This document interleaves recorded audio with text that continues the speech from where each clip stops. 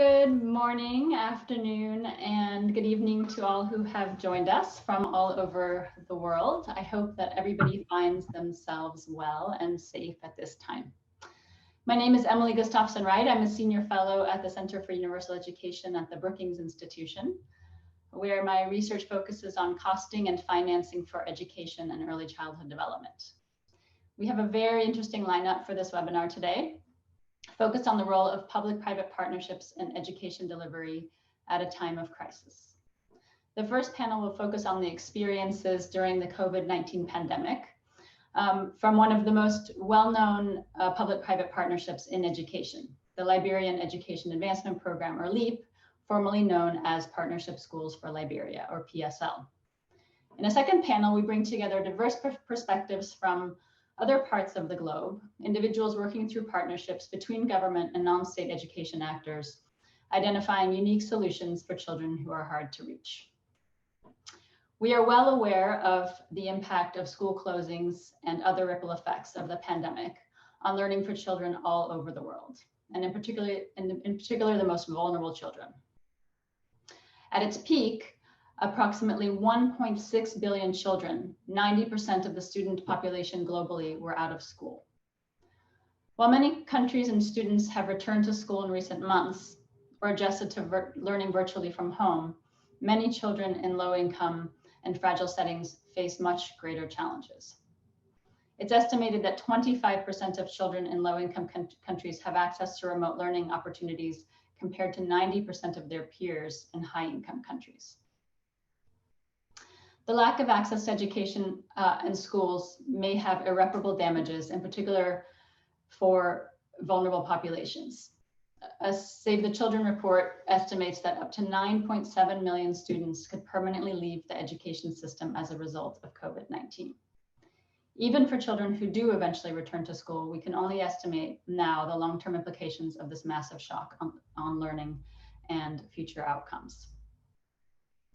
While for many countries and contexts, such a shock and disruption to learning is unprecedented, for children living permanently in crisis or extremely vulnerable situations, this is not new.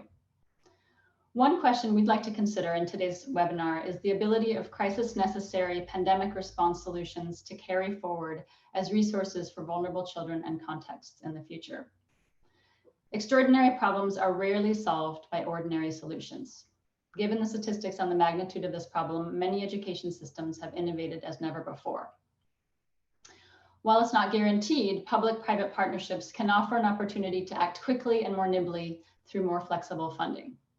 The LEAP program, one of the most well-known PPPs in education, is an interesting case study to examine the role of this type of model in identifying solutions to deliver learning during the COVID-19 crisis. We will also hear from panelists who will share experiences from education PPPs in other African countries, as well as Latin America during this crisis. While we don't yet know the full extent of the effects of the crisis on learning in these countries, or about the effectiveness of the measures that have been put in place in terms of reducing learning loss, there's enormous opportunity to learn from this crisis and to build stronger systems for the future. So to moderate this first panel, it is my pleasure to introduce Svetlana Sabarwal. Svetlana is senior economist in the global education practice at the World Bank. Her work focuses on impacting teacher and student effort, stimulating demand for services, performance-based financing for education, and the political economy of education reform. Recently, she co-authored a World Bank report titled The COVID-19 Pandemic, Shocks to Education Policy Responses, which I highly recommend if you haven't read it. So with that, I will turn it over to you, Svetlana. Thank you so much, Emily. Welcome, everybody. It's such a pleasure to be here. I think this is going to be a really fantastic discussion. So we have with us a fantastic set of panelists, and we have also got some really great questions to ask them. So I look forward to this. Let me introduce the panelists to you and give you a little bit of background, and then we'll dive right in. So we have with us the Honorable Minister Latinda Tong, who is the Deputy Minister for Administration in the Ministry of Education in the Republic of Liberia. He was the founder and president of Liberia's first College of Technology Education and an educationalist in the Wake County public school system and an instructor at Shaw University in the United States. So a very deep and rich history with education. Welcome, Honorable Minister. We also have with us Honorable Bovade Jibilia, also known as Gigi. He is the head of the Education Delivery Unit and technical advisor. He is also a former Deputy Minister for Planning, Research and Development in the Ministry of Education for the Republic of Liberia. He is the Vice Chair of the Education Commission by UNESCO, and he is Obama Africa Leaders Fellow. So welcome to Gigi. We also have with us George Cowell. He is the International Director for Rising Academies. Formerly, he was the Managing Director for Rising Academies work in Liberia. He has worked in a variety of education institutions. So welcome to George as well. So as you all know, and as Emily has already said, we are here to learn more about Liberia's rich and really one of its kind experiences with public-private partnerships in education. And specifically what this partnership looks like during this COVID-19 crisis. So as most of you know, the Liberian Education Advancement Program, also known as LEAP, is a program where non-state operators run free public schools while the Liberian government staffs and monitors them. And the predecessor for LEAP was known as the Partnership Schools for Liberia, or PSL. So let me just say that we will have some time for Q&A at the end. We will manage this through the Q&A function on Zoom. You should see it on your screens. So I would encourage you to submit your questions to the Q&A function. I'll do my best to get as many addressed as I can and keep the discussion really very full of sort of interesting ideas from the audience as well. And I want to remind the panelists to keep their answers brief and not take more than 3 or 4 minutes to answer.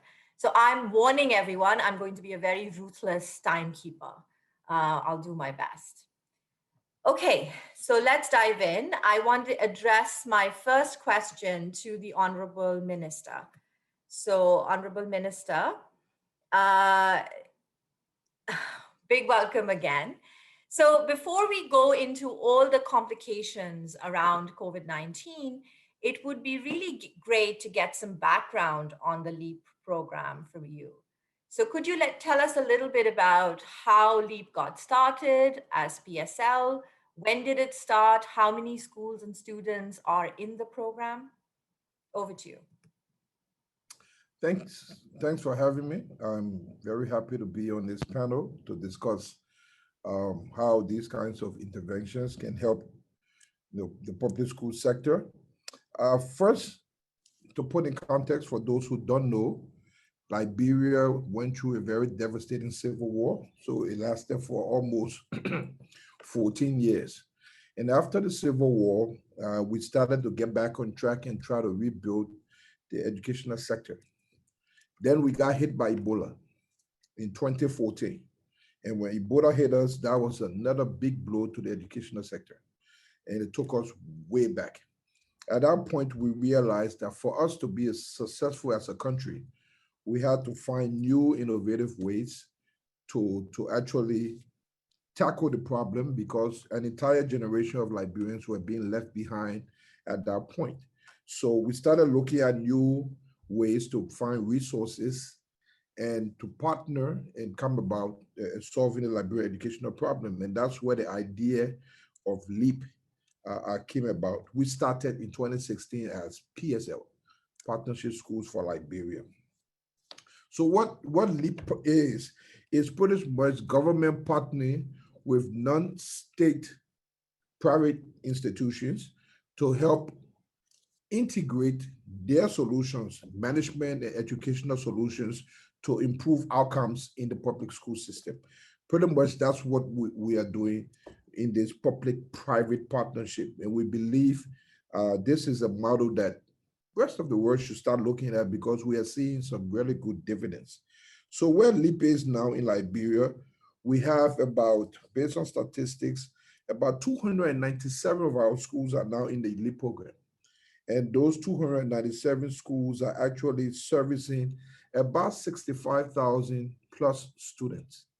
That is about, looking at about 30% of our students at that level. It's operating at the primary and ECE level.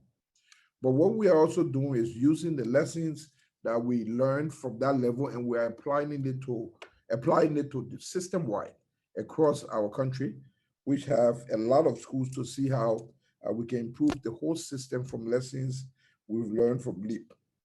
So LEAP is kind of like an innovation lab where you go and you apply one of two things with 297 schools, and if it works, we then extend it for the entire school system and see how it makes the school system better. So that's pretty much what LEAP is. And I want to emphasize what LEAP is not, because this is something for me very important. This is not government just outsourcing and our schools to the private sector.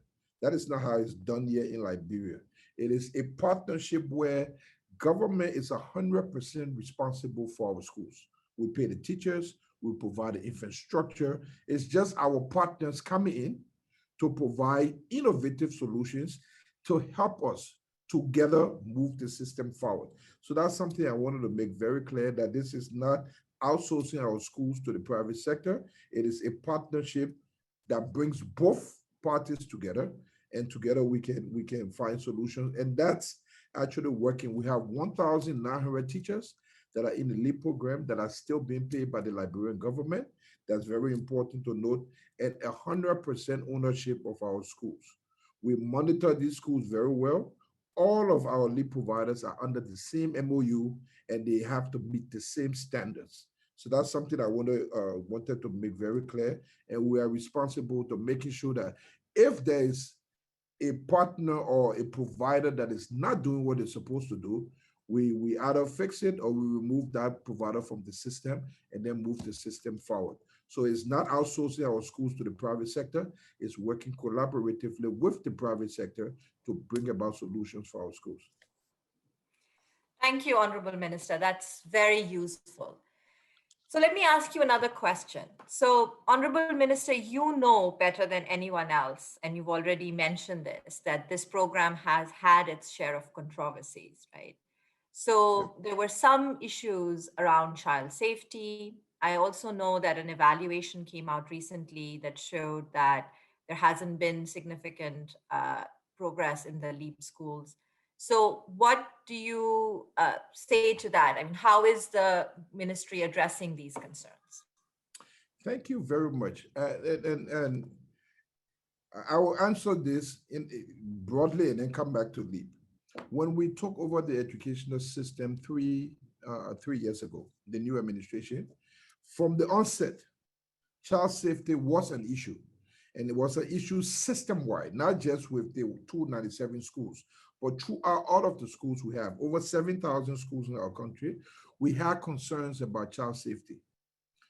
And then, as we all know, what happened a few years ago when the media reported about one of the LEAP providers, More Than Me, it's not a secret, that we had some abuses in that school.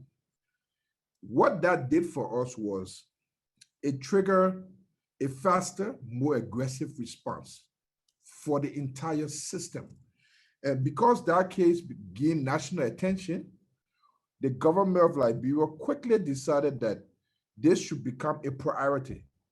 It should be brought to the forefront. And by doing that, we put together stakeholders to look at solutions for the entire sector, which includes LEAP schools.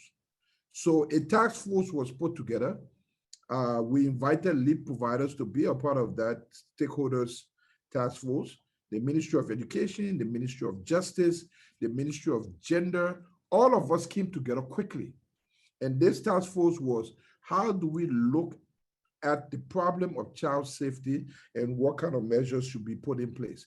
So as a result of that happening very quickly, let me go over some of the things that were done and how LEAP was instrumental in helping. Okay, so as a result of the government rollout of safety and protection measures, we improve reporting mechanisms. We improve reporting mechanisms by providing ways for which whistleblowers could contact us and tell us about widespread abuse without fear of being subjected to more abuse. That is something that was done, that is done and is working effectively now. The process is helping us identify abuse victims quickly. A mechanism to actually prosecute abusers through the Justice Ministry and through our legal system has been strengthened. So we don't want anybody to abuse a child and get a slap on the wrist, because that doesn't deter other people from doing that. So through our legal system, a strong mechanism have been put in place to ensure that people are prosecuted and there's deterrence and protection for our young people. Another thing that was done very quickly was to increase cooperation amongst us between the educational sector, the gender ministry, the police, the justice ministry. How do we coordinate these efforts quickly to ensure that we catch these perpetrators and we actually are able to handle these things quickly so it is not becoming more widespread? Let me give you an example of how LEAP helped address this. Again, we've used, once this happened, our LEAP providers came to us and they shared with us certain interventions that were being done. Remember, I said LEAP is like an innovation lab. So there were certain interventions they started doing in the 297 schools that involves monitoring, involves reporting, and protection for children.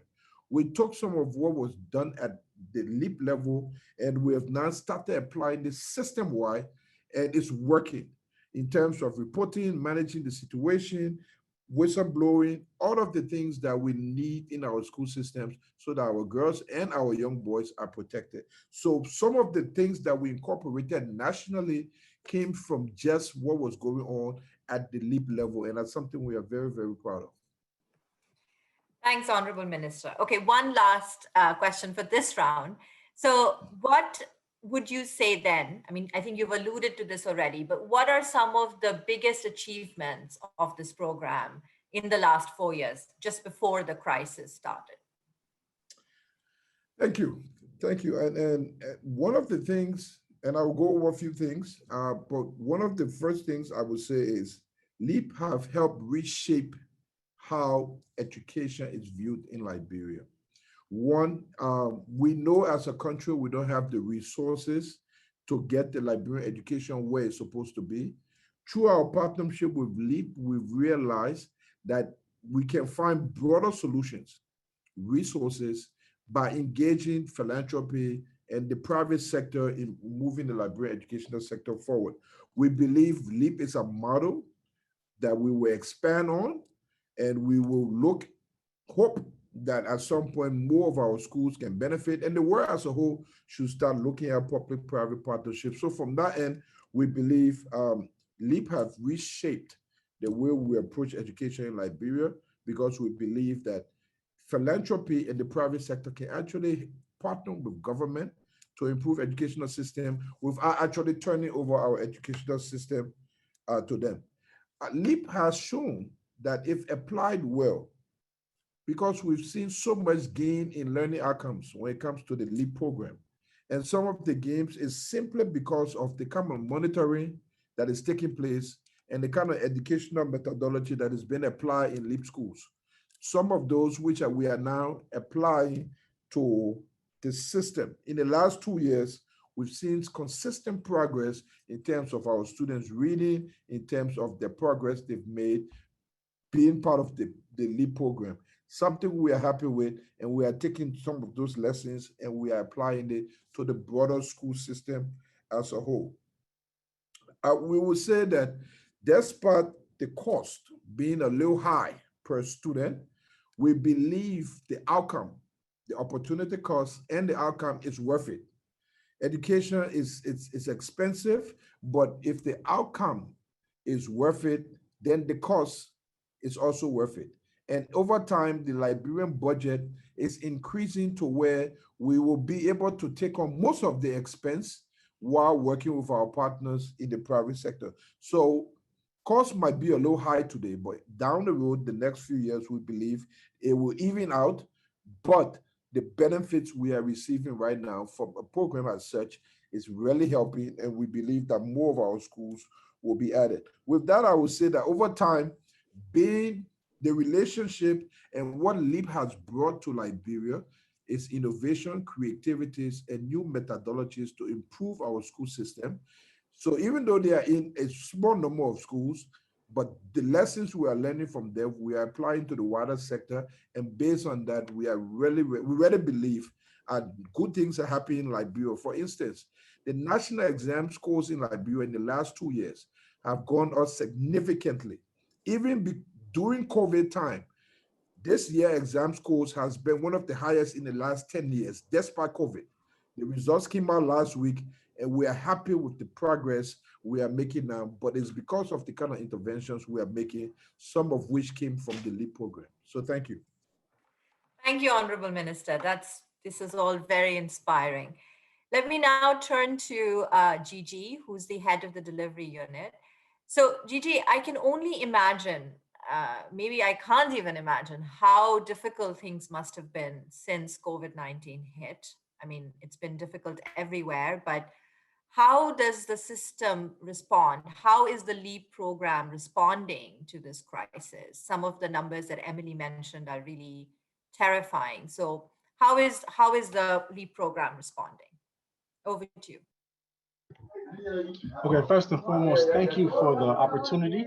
And as you know, it's a high honor to be in this share this panel with the most honorable Latim Dithong, Minister. I get a privilege of dealing with him on a day-to-day basis, so I'm happy to share his brilliance with the world, and also George, who I believe is a friend and a brother.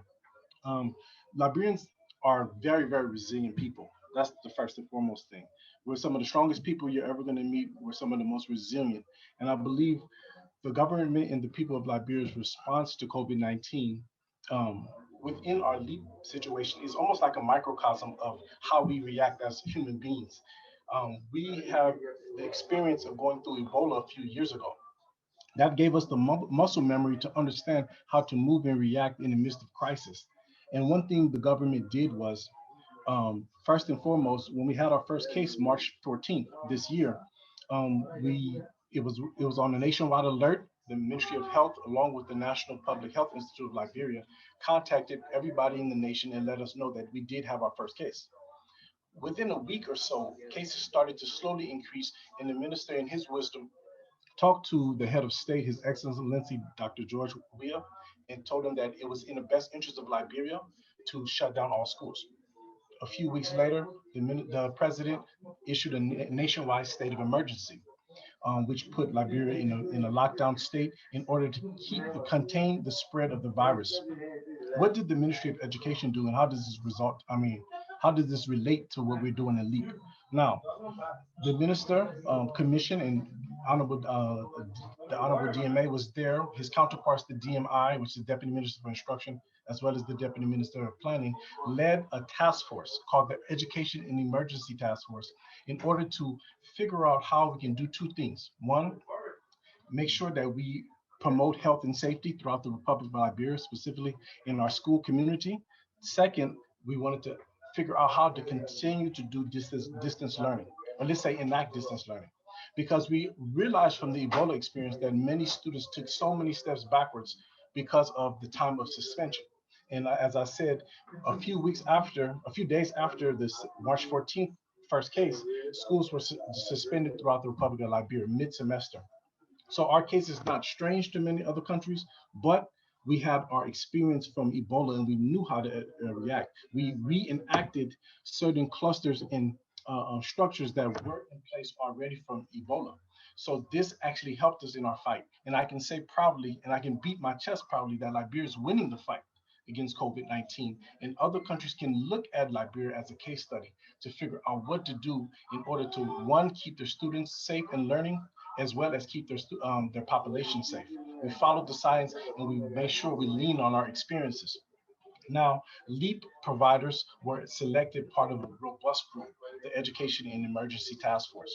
And we tasked them to do several things. We had subcommittees and they were spread across based on their experiences in Liberia, as well as based on their experiences internationally. Some, just like Rising Academy, I see my brother George on here, they had experiences from Sierra Leone. Sierra Leone also went through their bit of Ebola epidemic, and they were able to leverage that experience and help out with the Liberian experience. So we were able to cross-pollinate and share information and make sure that we can carbon copy the best case scenario for the Liberian education sector. Moving forward, the team comprising now wasn't just LEAP providers, it was all stakeholders within the education sector. So you're talking about civil society, you're talking about NGOs, you're talking about the ministries, agencies, and commissions. Fighting COVID was everybody's business, and it was our unified effort to kick it out of Liberia. So we came up with a plan, and the education and emergency strategy and plan was meant to figure out how we would keep distance learning going and keep people safe, as well as empower the schools in this COVID crisis. And we will have now a blueprint if any crisis happened in the future, not just the global pandemic, which is very unique and strange, but it could be, Lord forbid, a war, it can be famine, it can be any type of natural disaster, anything that disrupts schools. Now we have a manual to give for the next administration and those to come, how to move about continuing to keep children engaged and learning throughout this time of suspension. So we have that almost like a cheat code. Then after we came up with that, we submitted that to the Global Partnership in Education, and Liberia was one of the many countries awarded a $7 million grant for COVID emergency response. So we're grateful to our partners at GPE and all the people who collaborated on that plan to ensure that we got those much needed resources. As I speak, those resources are being used to empower the schools. We got wash facilities at schools nationwide. The government was able to work with various partners to be able to not only continually pay public school teachers throughout the crisis, but also pay private school teachers. And I can give credit to LEAP because LEAP was able to give honorariums to volunteer teachers in the midst of the crisis. So we had our teachers taking care of other countries. I've seen reports that private school teachers really were at a disadvantage. That's a credit to the leadership. Again, distance learning was paramount in the minds of the minister and his leadership team. So we went on to do Teach by Radio. Distance learning and Teach by Radio. Let me give just a little background of Liberia. Our internet infrastructure is not where it is in other countries. So our best form of communication, we're talking about bandwidth and nationwide reach, is radio. In the urban populated centers and the capitals, we do have internet accessibility. We do have television, but radio goes the length and breadth. Sometimes you got to keep it old school. So we decided that radio was where we needed to invest our dollars, and we were able to start a radio program within 3 to 4 weeks after our first case that went nationwide and was able to keep our children engaged and educating them. This was a key contribution from LEAP because they had lieutenants situated at the various radio stations working hand in hand with the ministry to ensure that the Teach by Radio program went on. Again, so George, I'm sorry, but I'll have to cut you off. No problem. But this was really fascinating. So let me turn now to George. So George, you are leading Rising Academies, which is one of the partners, one of the service providers under the LEAP program. So can you tell us what is the setting in which Rising Academies is working? What is the population that it's serving? Over to you. Thank you. So we work with, our team in Liberia work with 87 rural schools. I will tell you about one called Nyake School as a sort of example of kind of broader understanding of the program. So to travel to Nyake in Liberia's southeast, if you're lucky, it's a 2.5-day drive. If you're really lucky, you might get on the 10-seater aeroplane that flies down the coast twice a week. And from landing at the airport, it's a 3-hour drive through these beautiful rainforests in Maryland. And then the last half an hour is on a motorbike as the road turns into a track. But you finally get to Nyake School. It's an incredibly beautiful setting, but the school itself is quite small. There's 6 classrooms for 9 grades, no electricity, rooms are very dark.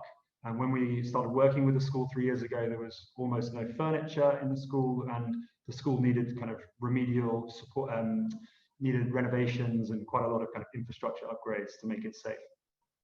Nyake, like many of the schools we work with, did not have enough teachers when we started, but the teachers that were there were incredibly committed and open to support. And now, 3 years on, we have 8 teachers in Nyake School. 5 of them are, well, all of them are qualified, but 5 of them are not on the government payroll yet. Children in the school do receive a meal every day for a World Food Donation Program. That's not the case for all LEAP schools, but quite a few of them. And many of the children are overage. So we know that children in Liberia typically are 4 grades above, sort of 4 years above their grade level. And that was the case when we started working in Nyake. The majority of parents of these children are subsistence farmers. And the children, and many of the schools, it's a very close-knit community. The school is very much kind of the center of the community itself. So children kind of can walk to school the majority of the times, and it's quite a kind of small catchment area in that respect. So hopefully that gives you, I think that's, that doesn't describe every LEAP school, but I think for the 65,000 children in this program, that is often very much the case of the sort of characteristics you would see. No, I love it. It paints a picture. I think it's better than spouting, I don't know, 10 numbers. Maybe one sort of description like this is really, really very vivid. So thanks a lot, George. So I would like you to reflect a little bit on what Gigi just said about how LEAP is responding. And he mentioned that the providers within the LEAP program have done quite a bit. So could you reflect a little bit about what do you see as the strengths and maybe some of the key methods that were used, and maybe also what are some of the challenges? Thank you. Sure. I think what set Liberia apart from a lot of other responses is that it moved very fast, but without undermining quality. And we saw some countries in the region take almost 3 months to deliver their first distance learning lesson. And in Liberia, that took, as Gigi said, 2 weeks, 2 to 3 weeks, broadcasts were going out. And while that achievement is definitely the ministry's and not LEAP's, I do think that there was a huge amount that LEAP was able to contribute to the ministry's response to kind of make that possible. I'll give you kind of 4 things that I felt were important factors as part of that. The first thing was that LEAP was ready to support the ministry from day 1 of the crisis. And part of that is because now LEAP is a well-established ecosystem of providers that has built trust with the ministry over the last 4 years and was ready to just kind of mobilize immediately. The second thing is that of the 4 LEAP providers, 3 had had first-hand experience of Ebola.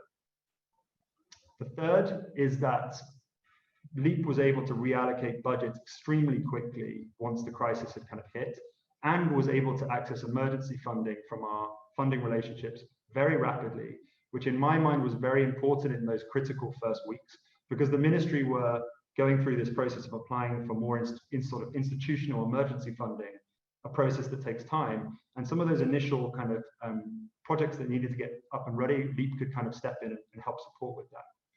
And finally, LEAP innovation and kind of adaptability is kind of in the DNA of what LEAP has become. And I think, so from a sort of psychological perspective, the providers were kind of ready to shift and change and mobilize. And, in those initial few weeks in late March, early April, there was a very comprehensive community engagement program from all LEAP providers. All schools were receiving kind of vital hand washing buckets. And in many cases, the communities were hearing about COVID for the first time from those LEAP relationships that they have. And then at the central ministry, there was this very impressive kind of public-private conversation that was taking place. And very quickly, you saw private providers starting to kind of play to their strengths. And across all the LEAP providers, there's interesting stories about the kind of different ways in which they contributed to the overall ministry response. For Rising, we partnered with U Movement, the Liberian lead provider, and worked as official partners with the ministry on their distance learning radio program. And I think, the Rising team was able to bring a few things to the table.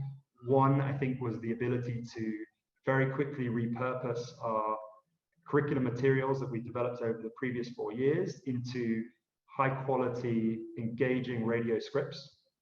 And as a result of that, we were able to kind of supplement and add capacity to the ministry's kind of wider radio program.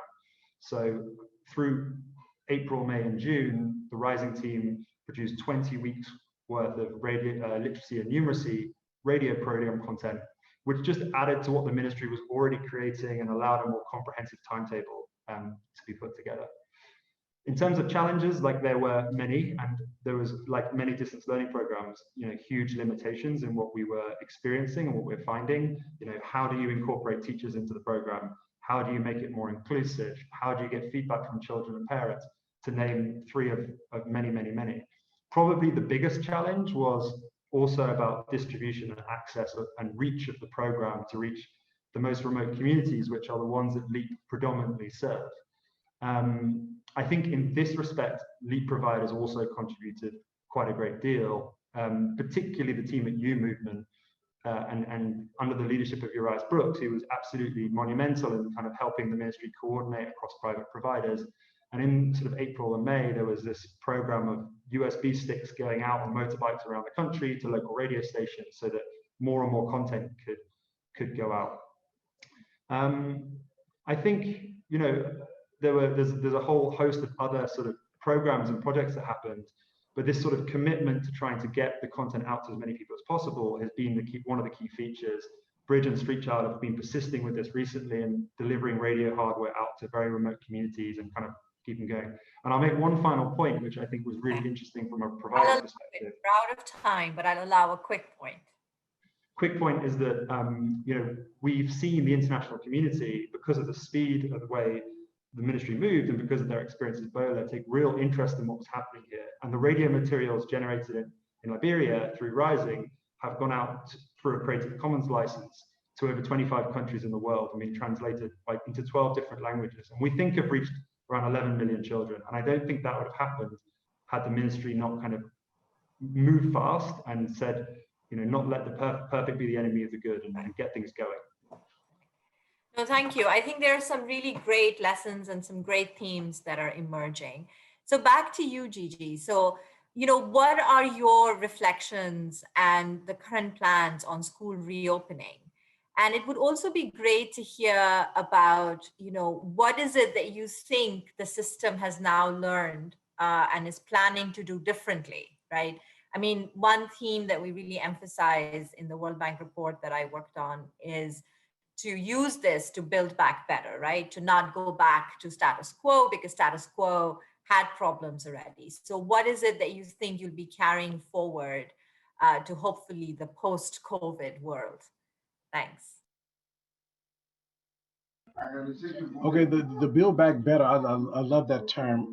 What the ministry is doing, there's 2 things. One, we have to ensure safety is paramount. And though we're winning the corona fight, I'm gonna say Ebola, the corona fight, we're not out of the woods yet. We just was at a press briefing, the Honorable Minister, the DMA spoke along with the Minister of Health. We've had a peak, just like every other country in the world, but ours is contained. We have a plan, we have a strategy, we know what to do, and the country is so far ahead of the disease where we're not in that emergency mode, but we have to keep people on alert. So schools now have to make sure we have the necessary wash facilities. We make sure that the society is well sensitized of what's going on. And also people need to understand how to keep themselves protected. The second thing I would say is, what did we learn from Teach by Radio and distance learning? Again, as I told you, the plan was not just about this crisis, but to be preemptive and proactive if any other problem happens in the future. So utilizing our emergency plan and also looking at the gains from Teach by Radio, the ministry was proactive in building a live radio station. So we actually have a studio on our what we call the MOE campus, as well as a smart television. So what we're going to now do is be able to, in times of normalcy, complement what the Ministry of Education and its practitioners are doing in the classroom. So as the teacher teaches, they can supplement with teach by radio, supplement with the smart classroom, so children can go home and get like more education home and while they're in classroom. So this is almost like a double-edged sword. But in times of crisis, now we're not talking about complete disruption where we have to now start running behind resources to figure out how to keep our children engaged. We have a radio station live on the campus. We can broadcast nationwide. It was under the auspices of the Minister of Education, the President, DMA, as I told you, and his counterparts, the fellow deputies. They came up with this ingenious plan, and our partners UNICEF funded it. So now as we speak, the radio station is on campus as well as the smart classroom. In the next few months, we'll be doing a grand launching, and it's to the credit of LEAP as well as the crisis coming out and figuring out how to build back better.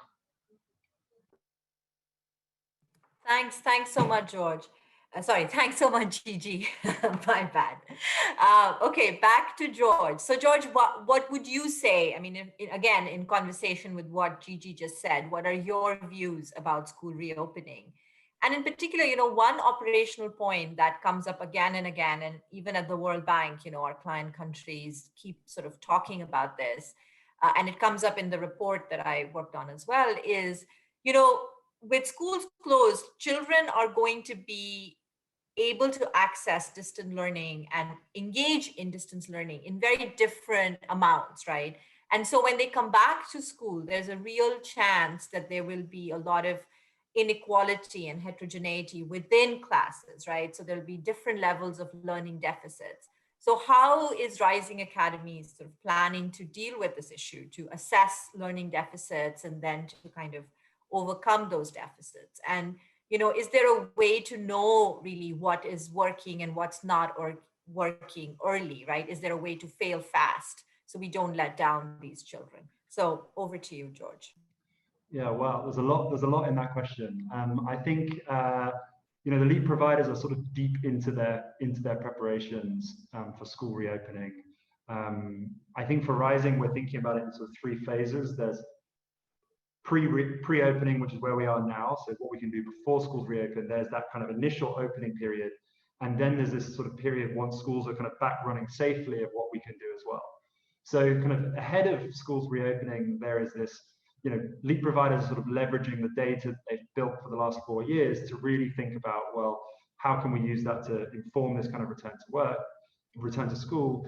The Rising team are kind of very closely monitoring the registration process and using historical data to sort of identify high risk children that we think are at risk of not coming back, and then making kind of community interventions and engagements to talk with people to try and reduce dropout rates, which I think is a serious risk at the moment in Liberia.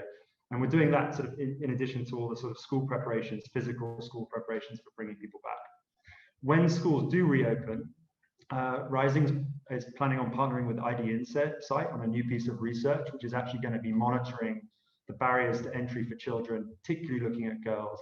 And that piece of research we hope will be useful for Rising, for LEAP, for the ministry, and adding to this sort of global knowledge base of how you manage how you manage these crises and kind of build back, as we've been discussing.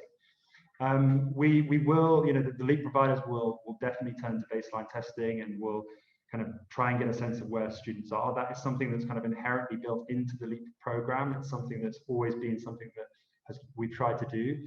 And in addition to that, there'll be a big focus on well-being. We know from the Ebola crisis that lots of children come back from these periods and may have suffered from significant abuse, and thinking about ways in which we can help identify that and help children cope through that period is going to be extremely important. And then there's the once schools are back working safely again, and children are kind of more settled, there's sort of establishing the remedial program support of helping literacy classes, catch-up classes, numeracy classes, making sure that that overage challenge, making sure children are in the right grades, really, really important. We want to think about ways to use the audio that we've generated through the distance learning program to sort of integrate back into normal schooling for catch-up classes. So we're exploring some things around that. And then ultimately, it's about making schools work again. You know, it's about going back to the basics and not forgetting the basics amongst all this innovation and disruption. And we want teachers feeling proud again. We want teachers feeling motivated. We want students feeling happy and engaged and enjoying their lessons. And you know, those are the key things that we're going to try and establish. Thank you. No, thank you so much. This has been such a rich discussion. I've learned a lot.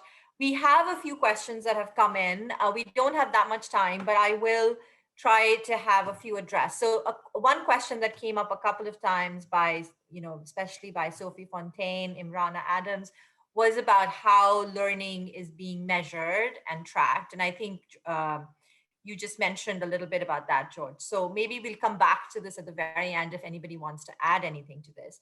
But let me now move back to Honorable Minister. So Honorable Minister, this one very interesting question has come in, which is that a lot of big technology companies, right? So Elon Musk and then even Google, I understand it, are investing a lot in the satellites, right? So they're putting lots and lots of satellites.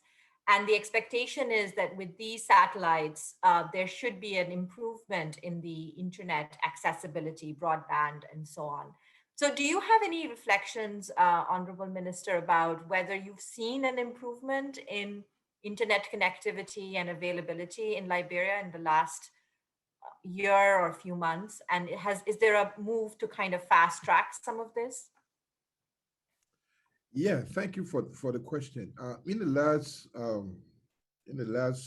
I would say the last few months and maybe 1 year, there has been aggressive efforts to improve the internet infrastructure. USAID now currently have a program trying to get internet and in universities and high schools across the country. That infrastructure is being built.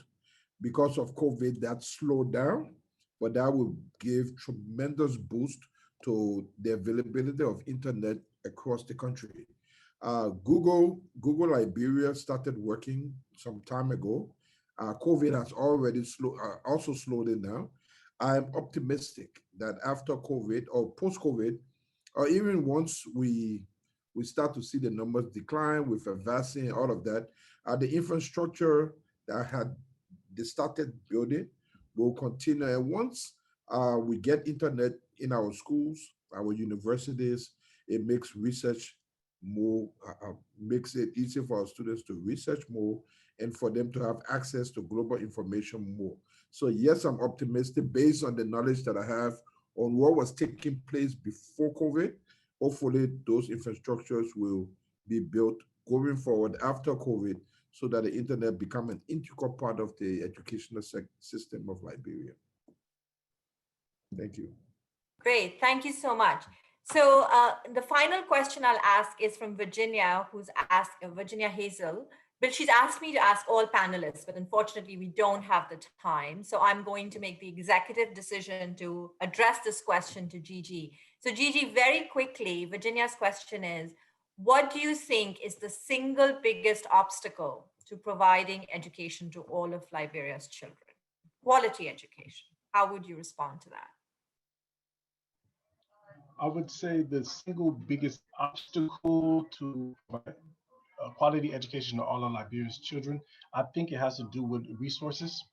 I believe that Liberian children are brilliant, they're smart, and no child should be at a disadvantage because of the society they grew up in. If they were given better opportunities because more resources, I believe they will excel at the highest pitch in any country in the world.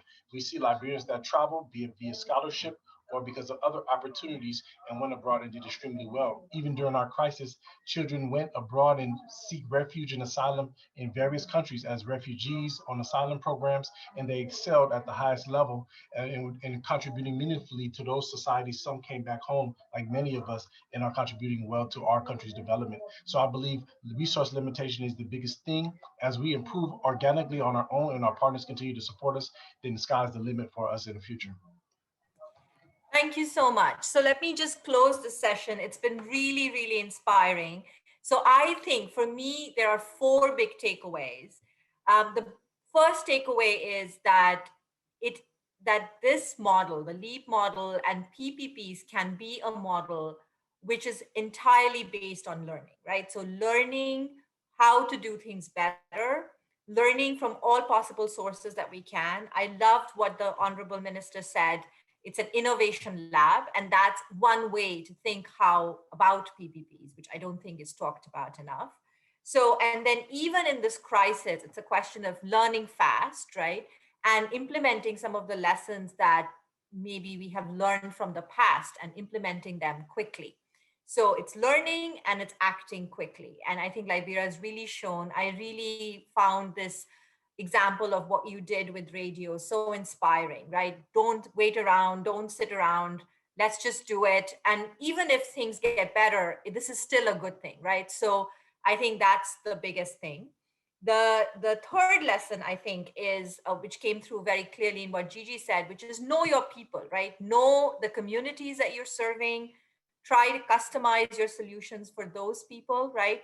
There is also always this tendency, especially sitting in an international organization, to talk about best practices and so on. And that's great, but then everything has to be customized and tailored to your population. And I think, Gigi, what you said really sort of is a testament to that.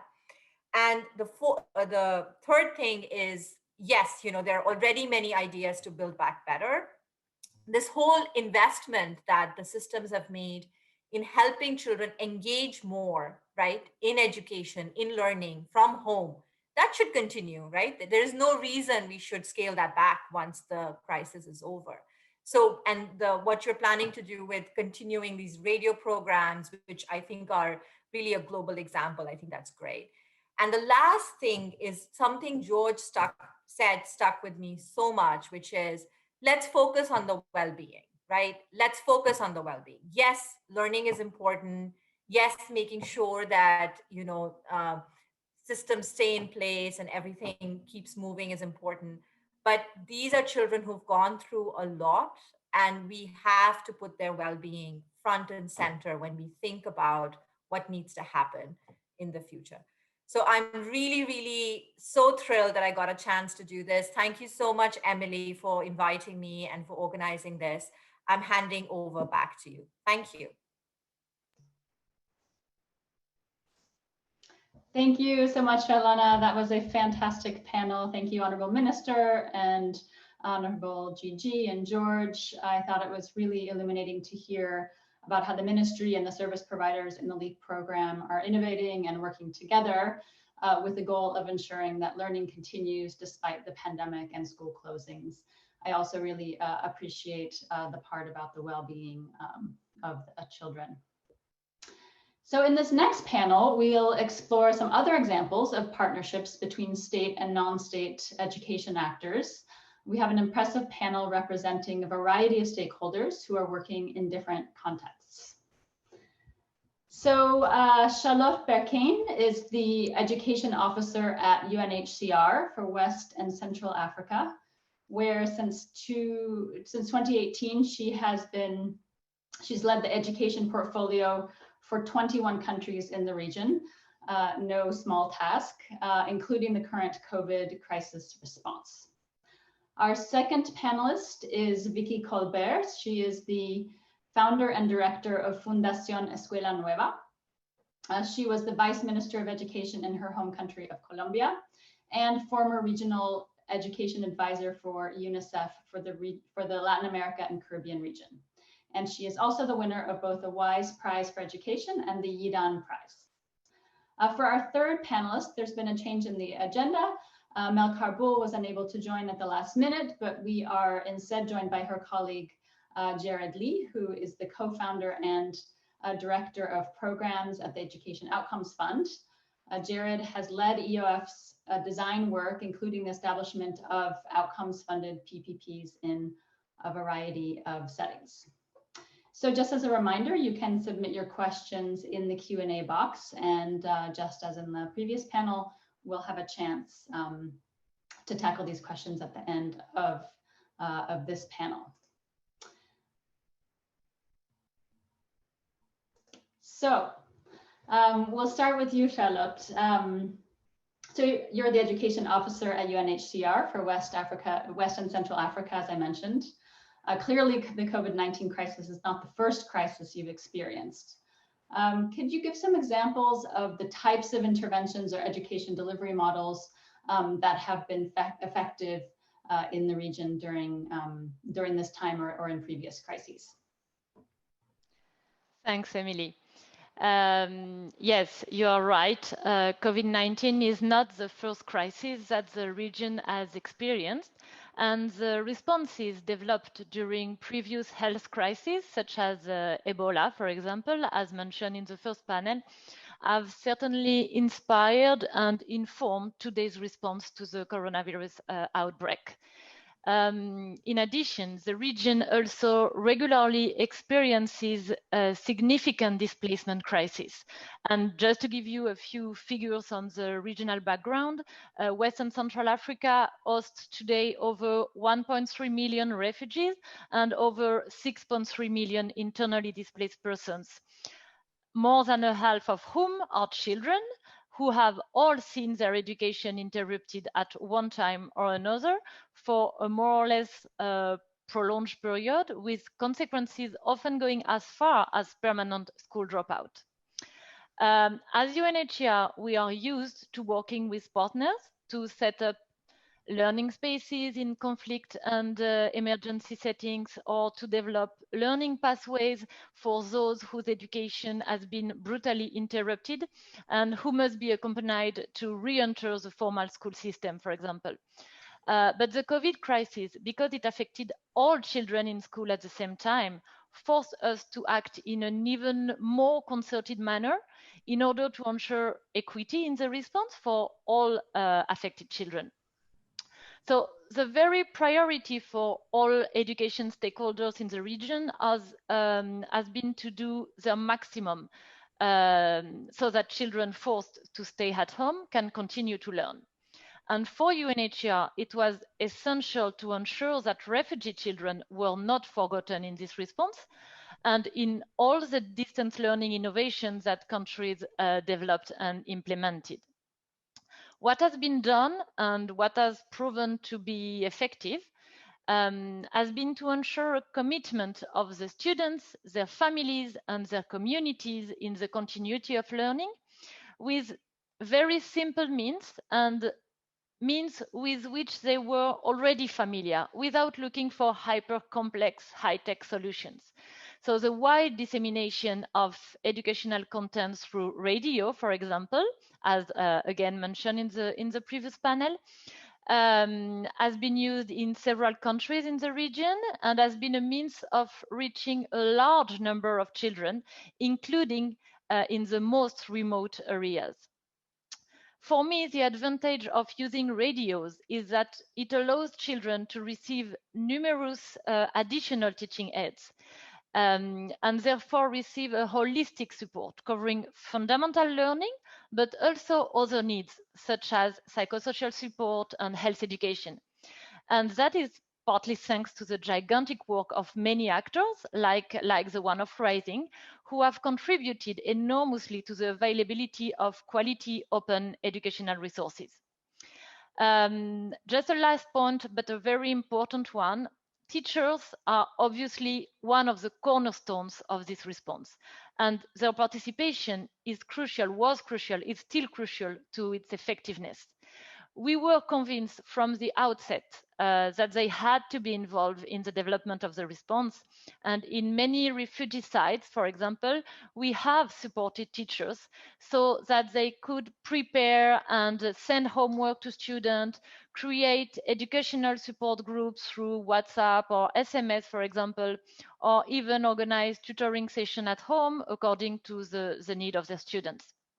And the commitment and willingness of this teacher has, in my opinion, been one of the most glaring successes of this response. Great, thank you, Charlotte. Could you maybe talk a little bit more about this concept of partnerships, and what would you say are sort of the key principles of effective partnerships between state and non-state providers at the time of crisis in particular, and and thinking about, as schools reopen. I can imagine there are lots of moving parts, many actors doing different things. So would love to hear from you on that a bit. I would say that the key principles to effective partnerships, and especially in times of crisis, are coordination, complementarity, and communication. Apologies. As a UN agency, UNHCR mandate is above all to support states in ensuring the protection of forcibly displaced persons. The notion of partnership is therefore inherent to our action of way of working, whether it is a partnership with the governments of the country in which we work, but also the many partnerships that we forge with national and international organizations in both humanitarian and development sectors. Coordination is therefore key to ensure the most holistic response possible for the protection of the displaced and avoid duplication of interventions, while putting country ownership at the center of the response. Complementarity. Complementarity is for me a second essential aspect because the education sector is by nature a sector which involves a very large number of actors and which cannot be split by the traditional rupture between humanitarian and development. Sustainable and quality education can never be only a humanitarian response, but it also needs emergency interventions when a crisis situation arises.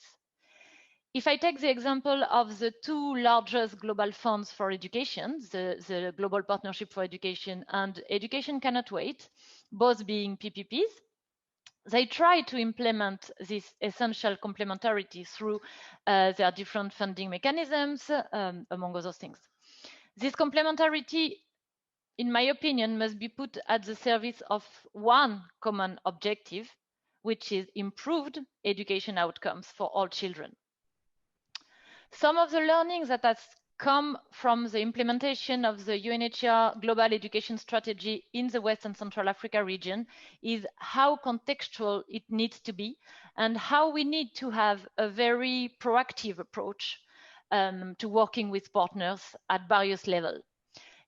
Inclusion in education as a preferred approach for UNHCR for refugee education. So inclusion per se is not a given.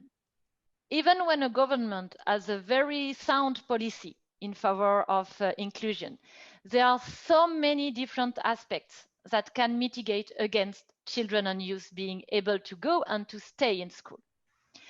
And that's why the development of partnerships with education networks at country, regional, and global level is essential if we are to meet the Sustainable Development Goals, and especially the one of an equitable quality education for all. And I will quickly wrap up, but just regarding the post-COVID return to school, partnership between state and non-state providers are key because we need to cast a wide net to make sure we do not leave a child behind. And we need to do it all together. We must consider not only children who were previously attending formal education in national schools and are able to return, but also those who were attending non-formal education, those who dropped out due to the pandemic, and also those who were previously unable to be in school for many different reasons. The whole world agreed that the interruption of education due to COVID-19 was dramatic. It was already so for the millions of children out of schools before the pandemic, especially the displaced children who are among the most disadvantaged when it comes to access to education. And recovery from COVID-19 is an opportunity to build stronger and more sustainable education and more sustainable partnerships to engage children and youth who have long been overlooked and who can benefit for the increased options for distance learning and alternative pathway implementing during and after COVID. Absolutely. Thank you so much, Charlotte. I think those are very important points that not only there are, of course, many children who have already been living in a state of crisis and moving forward, this offers an opportunity to really also, put a particular attention to those children. So now let me turn to you, Vicky. So for over 30 years, Fundación Escuela Nueva has dedicated itself to ensuring that children receive the quality of education that they deserve. Maybe you could start by saying in just a couple minutes, elevator speech on a little bit about Escuela Nueva and how many countries you have expanded to now, and how many children you are reaching with your model. Thank you, Emily. Well, first of all, Escuela Nueva, which means new school in English, is one of the longest bottom-up innovations of the developing world that's still being sustained. It started in rural multi-grade schools, gradually became a national policy. The essence is bringing nothing new in the philosophy of education. It's just bringing child-centered pedagogy to scale with active, personalized, self-paced learning and cooperative learning, and a new role of the teacher as a mentor and a guide. It has inspired many educational reforms worldwide once the World Bank selected it as one of the 3 innovations that had impact at national policy. So many countries came, and we started sending Colombian teachers to other countries, but mainly working through governments, Emily. So we do not control what has happened in all these countries. It has reached like 19 countries and 7 million children, but working with governments. We do not control. But I do want to highlight the situation of Vietnam. Vietnam took the whole Escuela Nueva and took it to scale. And recently a World Bank evaluation, impact evaluation came out very positive. So I guess this is the country, I feel a little bit of envy for the Vietnamese because they have done more than what we have done in Latin America. But anyway, it's very interesting. However, innovations are very vulnerable to political and administrative changes. Once I stepped down, as I said, I was in the ministry when we expanded Escuela Nueva to universalize sex to the whole primary education in rural areas. But since innovations are so vulnerable to political and administrative changes, we created Escuela Nueva Foundation, which is an NGO. And we have learned something we have learned over so many years. You have to work with governments to have impact and coverage, but you need PPPs and the role of civil society for quality and sustainability.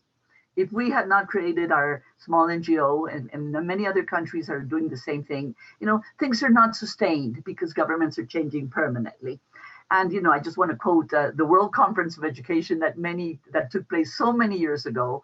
I think it was in the 90s, early 90s, in Jomtien in Thailand. They said, one of the declarations was, education is so important, you cannot leave it only in the hands of governments. It has to be a PPP partnership and the role and the strengthening of civil society for supporting quality and sustainability of innovations. So I guess this is my first answer to your question. Great, thank you, Vicky. Indeed, impressive how long Escuela Nueva has been around and how much you have expanded. So many of the locations in which you're working are emergency or fragile contexts, and so you have quite a bit of experience with this, not only in Colombia but in other countries. What would you say are perhaps the 3 or 5 most important things to consider when operating in a situation of crisis like we have been experiencing with the COVID-19 crisis? And can you also share with the audience some of the models that Fundación Escuela Nueva has applied now during the pandemic to reach children? Well, precisely, we work in rural, remote areas, like in Colombia, like the rest of Latin America. There's no connectivity in rural areas, okay? So in a way, it forced us to really get back to the essentials. So the Escuela Nueva children have self-paced learning guides, printed learning guides, which are like a hybrid between a textbook and a workbook and the guide of the teacher all in one, and reusable, because basically, I think the challenges are not so much technological, but pedagogical. So these learning guides really forced us to, what we've been saying for ages, to really be child-centered, the essence of the learning process, to really be child-centered, to really strengthen the new role of the teacher as a mentor, as a facilitator, as a guide, not a transmitter of information. We have learned that learning is an activity, not a place. So in the case of the situations, we adapted years ago from Escuela Nueva. It's a little daughter of Escuela Nueva called Escuela Nueva Learning Circles. mainly for displaced children caused by armed conflict in Colombia. So we have combined strategies, and right now we have been also using the Escuela Nueva learning circles, which were, by the way, supported also by UNCHR at the beginning. Mainly we were working with UNICEF and for displaced and especially migrant children from Venezuela. So we have combined strategies of distance learning that were mentioned in the panel before, the printed learning materials, which are crucial. Teachers are using local messaging and the local radios. Here again, the use of radio is so important to use the distance education experiences. And where you don't have connectivity, you just have to use other alternative ways of communication. So I think this was crucial. And the teachers themselves, they have been forced to really assume the really real role of the teacher as a mentor and to maintain the effective link with children and families. So I think we're really forced to, there's no connectivity. So we're really forced to have this. By the way, the learning circles in the pandemic, we also have Escuela Nueva at home, which we had to sort of rethink a little bit the curriculum and select the most important elements of the curriculum. There's a World Bank blog that I would love to share with you and send it afterwards, Emily, precisely on the learning circles in the pandemic, because now we're working with migrant children from Venezuela, which are really the most vulnerable. So I would love to share this blog. Now what we have to do is measure if they have been learning, but at least learning hasn't stopped. And I think that's the most important part. They're at home working with their parents, with the self-paced learning guides, and with the use of the local radios.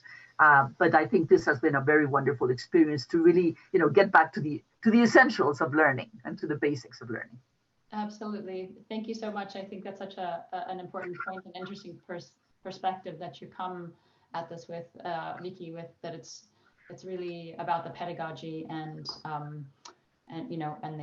the engagement, the active engagement between learners and teachers. So Jared, I'll turn to you now. So at the Education Outcomes Fund, you've spent a lot of time thinking about and building partnerships. We've had many a conversation about the process that you all have gone through at the Education Outcomes Fund. Probably good to make sure that we're all on the same page so the audience understands what the Education Outcomes Fund. If you could give us the elevator pitch on EOF to kick us off, that'd be great. Sure. Thanks so much, Emily. And it's a real pleasure to be here as a last minute addition. And thanks to the other panelists for a really rich discussion so far. So EOF is one of the newer players on the global education financing scene. We were set up a couple of years ago, building on the recommendations of the Education Commission, chaired by Gordon Brown, as a partnership with Sir Ronald Cohen from the Global Steering Group for Impact Investing. And our core idea is about tying funding to the end results that we care about in partnership with government and in support of government priorities. So results-based financing, which is sort of the field that this is part of, can mean very different things to different people.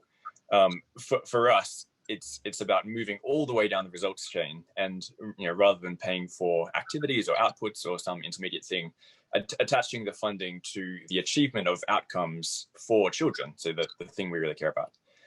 So for example, it could be for a child who can read and write by the age of 10, or for a young child who's ready for school by the age of 5.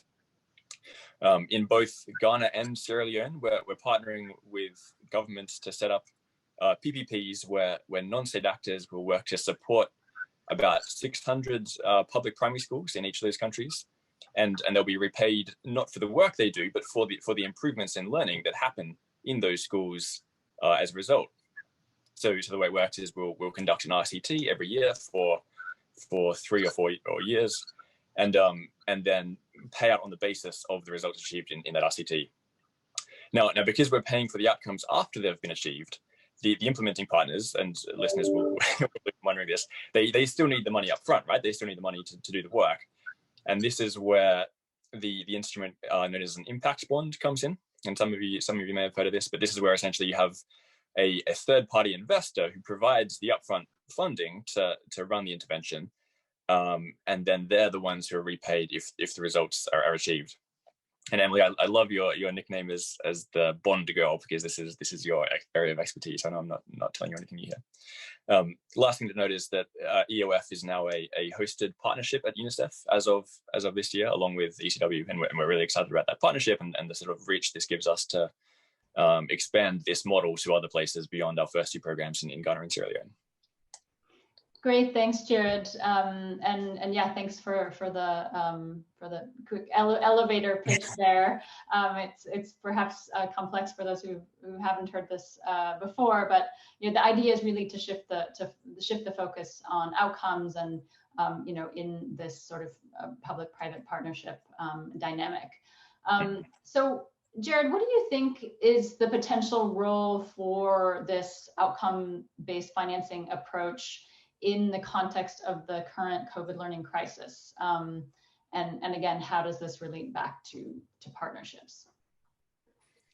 Yeah, so I guess there's the rationale for the model in general, and then specifically for the COVID crisis. Now, and I'll speak to the sort of general case first.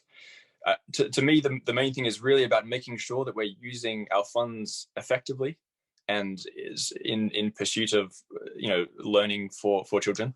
The recent Smart Buyers work that DFID and the World Bank and others put out had, I thought, some pretty sobering statistics where they looked at sort of all the rigorous evaluations they could find in education, and it was something like half of them demonstrated no impact on learning, which I think is pretty sobering and something that we sort of need to come to terms with.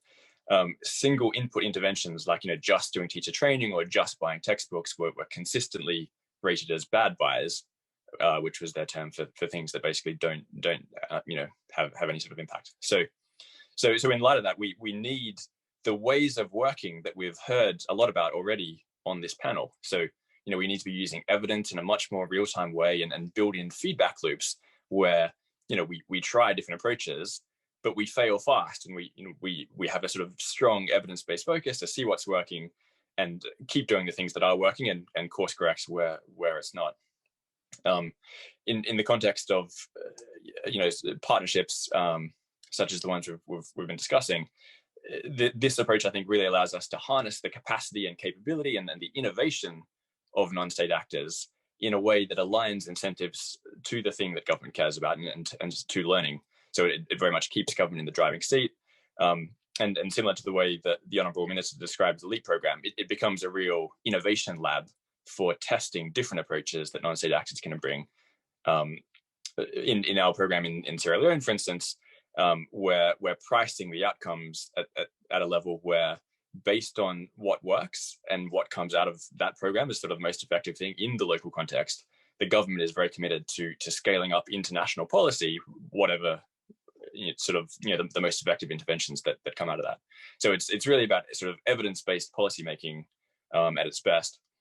Specifically for the COVID crisis, there's a lot of talk about tech and the role of tech as being part of the solution in rolling out distance learning solutions, and particularly in the context of really low infrastructure environments, we need to be testing and learning new approaches.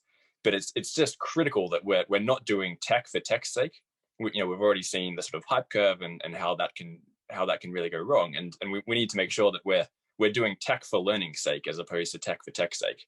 And this way of working where you sort of regularly check in as to the results that are being achieved and then course correct on the basis of that is a really important part of how we're going to make sure that we do actually build back better, and we're building back better in a way that is very focused on learning. Great, thanks, Jared. I think those are extremely important points, and I'll come back to some of those at the end. So I want to ask a question to all of you, and also if you are interested in responding to your co-panelists. I'm sure that I think that Vicky would probably very much agree that let's not be doing tech for tech's sake. So if you have any comments for each other, that would be fantastic. But so this is sort of a lightning round to all of you.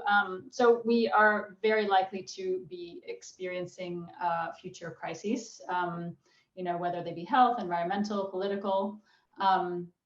What would you say are kind of the top top lessons that you've learned from this crisis again, and perhaps it's reiterating a little bit of what you said, but as kind of the key takeaways, what have you learned from this crisis or past crises that you would take with you into the future, and what do you think are critical elements to ensuring effectiveness and equity? And I think that for Jared, perhaps that question to you is more about sort of how potentially outcome-based financing relate to those in thinking about future crises.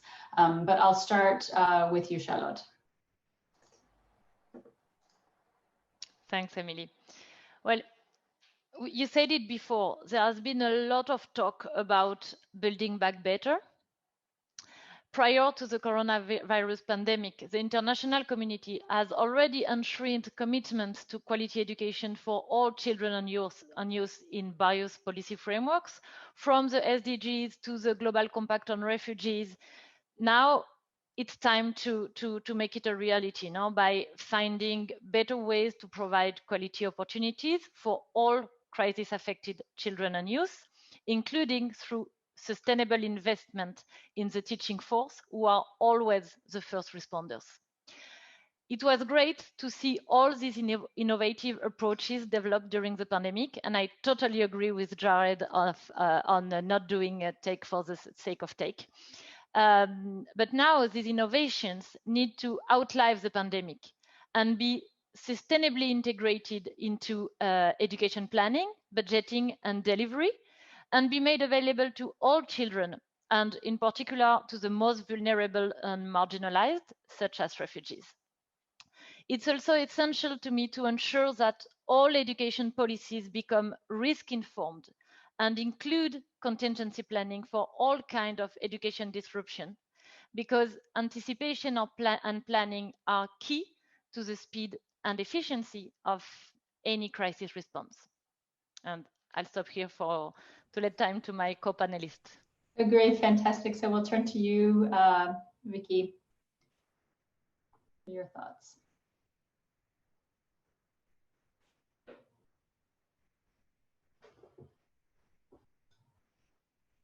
Are you Can you hear me? Fantastic. Okay.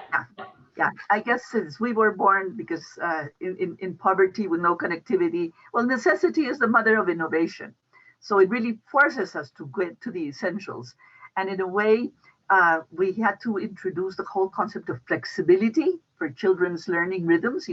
Self-paced learning is so important. The whole concept of the educational act, the whole concept of educational time. All children can learn if you have the flexibility. Not everybody learns the same thing at the same time. So you have to really get into this. And also space. I mean, learning can take place. Learning is not a place, it's an activity. So for us, it was very important because it sort of has strengthened what we were already doing. But also, we had to focus more on the 21st century skills. We really had to look into the curriculum and sort of highlight the most important elements. And we ended up working with the 21st century skills, in the ways of working, in the ways of thinking, how to live in the world, learning to learn, innovation, critical thinking, problem solving, decision making, learning to synthesize information. But the most important of all is learning to work in teams. And I think this is something, one of the best things we have learned. And of course, there are key pedagogical guidelines because, as I mentioned, for us, the pedagogics has been the most important part. So the role of the teacher is sort of reimagined, has to be reimagined as a facilitator, where students are in control of their learning process, that students engage in the construction of their own learning process. Here's a whole aspect of cooperative learning that was not very strong in Latin America, and students engage in the learning process that is relevant. Anything they learn in Escuela Nueva, they have to apply with their parents and the community. So it's a whole concept of meaningful learning, of relevance. So you're really forced to get into this, into the essentials of learning, and also to combine it with the 21st century skills. And of course, we've been measuring self-esteem of children, thinking about well-being. We've been measuring since so many years ago the self-esteem of children. When you strengthen their self-esteem, they flourish. And I think this is very much indeed related to the whole concept of well-being, and also to strengthen formative evaluation. I think this is something that teachers usually never cared about. And now teachers are really thinking about more formative evaluation. Now, for us, we had micro centers where teachers used to get together once every month in the rural areas because they were so isolated. So now this is an innovation. We have strengthened our community of practice, our virtual campus, Renueva. And, teachers, once in a while they came into our virtual campus. It was not a necessity. Now it's a necessity. So now we have a strong macrocentral community of practice of teachers sharing all of what they're doing. So in a way, we were forced to do things in a better way and to get to the essentials. So this has been positive. Wonderful. Thank you, Vicky. And last to you, Jared. Thanks, Emily. Just wanted to make one quick point about equity, and in the context of outcomes funding, a sort of really interesting tool we have in our toolkit with outcomes funds is to differentially price the outcomes that we pay for depending on the population. So essentially, it gives us the freedom to pay more for girls, for instance, for children with disabilities, for other marginalized groups, and in that way create a really sort of powerful additional focus and additional resources and incentives through the whole delivery chain to make sure that we really do have that equity focus and we're reaching the most marginalized, while still recognize that we're also trying to reach all children in the process. And then I guess in the context of crises, I mean, my one takeaway from sort of the COVID crisis we've just been through is that in order for systems to be resilient to these types of crises, to which we might be able to predict to some extent, but to some extent we won't be able to, we need them to be able to innovate and adapt to the challenges at hand, whatever they may be, and in order to set systems up to be able to innovate, partnerships with non-state actors can be really powerful innovation engines, and we need to keep a really ruthless focus on whether or not what we're doing is actually working in the process. Great, thanks, Jared. There were just a couple questions, and one of them was around impact bonds or outcome funds, Jared, and that was what happens if outcomes aren't achieved. Do you want to take that question real quick before I wrap up? Yeah, so essentially, whoever we contract with, so the investors and the providers as a combination have taken the financial risk where they're bearing the cost of running an intervention, and then we together with governments repay for the results achieved. So if results aren't achieved in a given year, then we preserve government and donor funds, which are very precious and scarce, and we don't pay for the things that don't work. That cost is borne by the investors and providers. But these are multi-year programs, and so we expect them to innovate and course correct, which is what I keep talking about. So we saw this, for instance, with the Educate Girls impact bond in Rajasthan, where in the first year they weren't meeting their targets. They failed fast. They made some pretty significant changes to the program, and then in subsequent years they exceeded them. So while there is definitely some real risk for the implementing partners, it's also a long enough game that they can solve the problem and still get paid over the course of the whole period. Thanks, Jared. So I guess my takeaways from this panel. Thanks to all three of you. This has been a really interesting discussion. I wish that we could continue, but my three key takeaways are, and this is also relates back to the first panel, is this concept of sort of testing, this innovation lab concept, and that there's perhaps more room in a public-private partnership context to be doing that testing, and really the key point there is really to learn, right? Is to learn from mistakes and to course adjust, just as Jared was describing with Educate Girls case. We don't have all the answers, and I think that we would be foolish to think that we do, and it's often the concept of failure is not generally particularly popular, particularly in I think in the public sector, and I think that in the private sector it is very much so, right?